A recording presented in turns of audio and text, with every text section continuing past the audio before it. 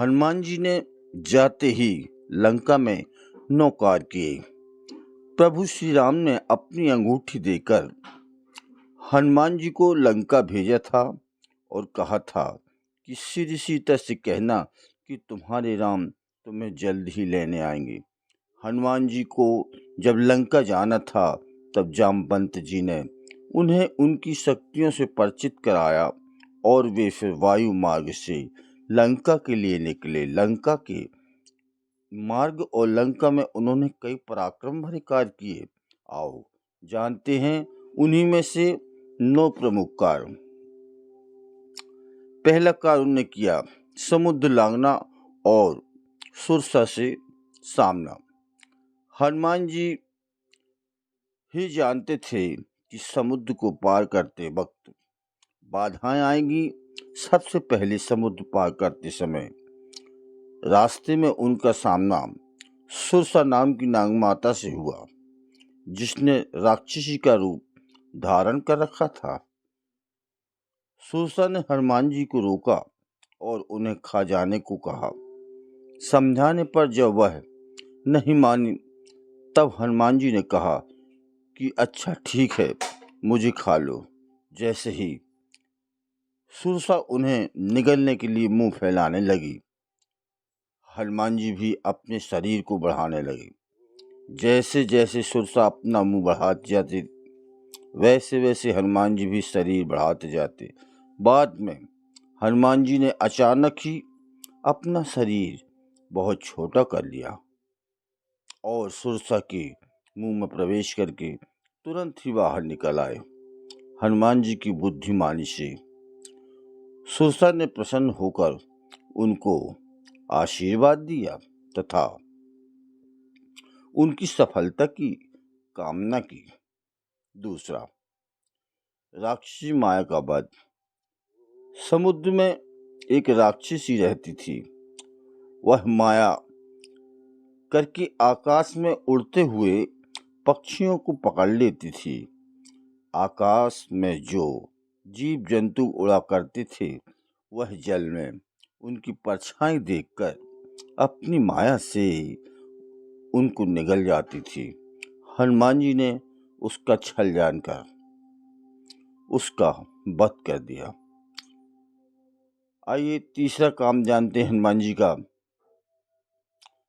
तीसरा कार्य है विभीषण से मुलाकात।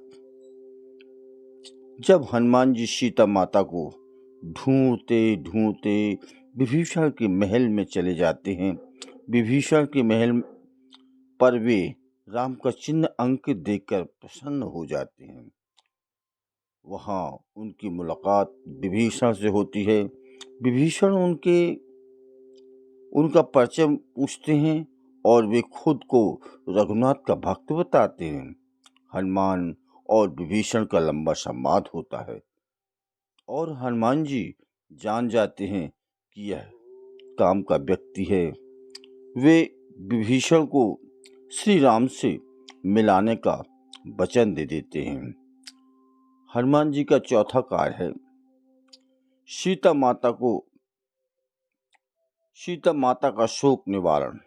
लंका में घुसते ही उनका सामना लंकनी और अन्य राक्षसों से हुआ, जिनका वध करके वे आगे बढ़े। वे सीता माता की खोज करते हुए रावण के महल में भी घुस गए, जहां रावण सो रहा था। आगे वे खोज करते हुए अशोक वाटिका पहुंच गए। हनुमान जी के अशोक वाटिका में सीता माता से मुलाकात की और उन्हें राम की अंगूठी देकर उनके शोक का निवारण किया। हनुमान जी का लंका में पहली बार जाने पर ये 5वां कार्य है अशोक वाटिका को उजाड़ना। सीता माता से आज्ञा पाकर हनुमान जी बाग में घुस गए और फल खाने लगे। उन्होंने अशोक वाटिका के बहुत से फल खाए और वृक्षों को तोड़ने लगे। वहाँ बहुत से राक्षस रखवाले थे। उनमें से कुछ को मार डाला और कुछ ने अपनी जान बचाकर रावण के समक्ष उपस्थित होकर उत्पाती वानर की खबर दी। छठवां कार्य है अक्षय कुमार का वध। फिर रावण ने अपने पुत्र अक्षय कुमार को भेजा। वह असंख्य श्रेष्ठ योद्धाओं को साथ लेकर हनुमान जी को मारने चला। उसे आते देखकर हनुमान जी ने एक वृक्ष हाथ में लेकर ललकारा और उन्होंने अक्षय कुमार सहित सभी को मारकर बड़े जोर से गर्जना की। सातवां काम मेघनाद से युद्ध। पुत्र अक्षय का वध हो गया, यह सुनकर रावण क्रोधित हो उठा और उसने अपने बलवान पुत्र मेघनाद को भेजा। उससे कहा कि उस दुष्ट को मारना नहीं, उसे बांध लाना। उस बंदर को देखा जाए कि कहाँ का है। हनुमान जी ने देखा कि अब की बार भयानक योद्धा आया है। मेघनाद तुरंत ही समझ गया कि यह कोई मामूली वानर नहीं है, तो उसने ब्रह्मास्त्र का प्रयोग किया। तब हनुमान जी ने मन में विचार किया, यदि ब्रह्मास्त्र को नहीं मानता हूं तो उसकी अपार महिमा मिट जाएगी।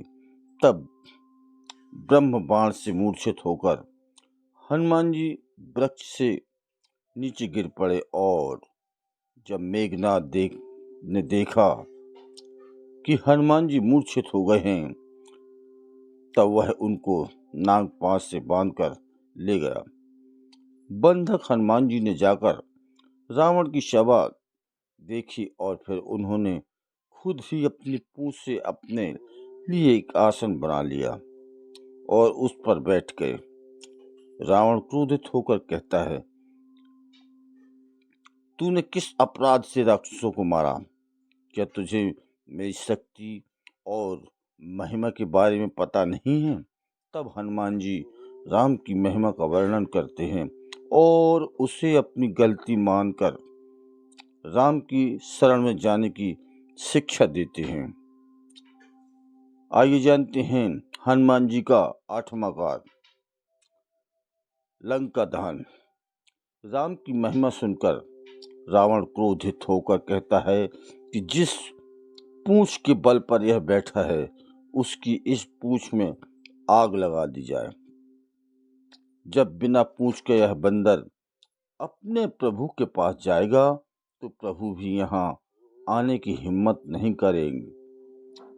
पूंछ को जलते हुए देखकर हनुमान जी तुरंत ही बहुत छोटे रूप में हो गए। बंधन से निकलकर वे सोने की अटारियों पर जा चढ़े। फिर उन्होंने अपना विशालकाय रूप धारण किया और अट्टहास करते हुए रावण के महल को जलाने लगे। उनको देखकर लंकावासी भयभीत हो गए। देखते ही देखते लंका जलने लगी और लंकावासी भयाक्रांत हो गए।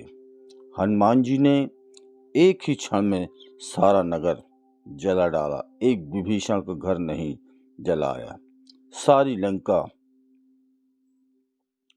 जलाने के बाद समुद्र में कूद पड़े और पुनः लौट आए। आइए जानते हैं हनुमान जी का लंका में अंतिम काम। 9वां राम और सीता की खबर देना। पूंछ बुझाकर फिर छोटा सा रूप धारण कर हनुमान जी श्री जानकी जी के सामने हाथ जोड़कर जा खड़े हुए और उन्होंने उनकी चूड़ामणि निशानी ली और समुद्र लांग कर वे इस पार आए और उन्होंने बानरों को किलकिला शब्द हर्ष ध्वनि सुनाया। हनुमान जी ने राम के समक्ष उपस्थित होकर कहा, हे नाथ, चलते समय माता सीता ने मुझे चूड़ामणि उतार कर दी।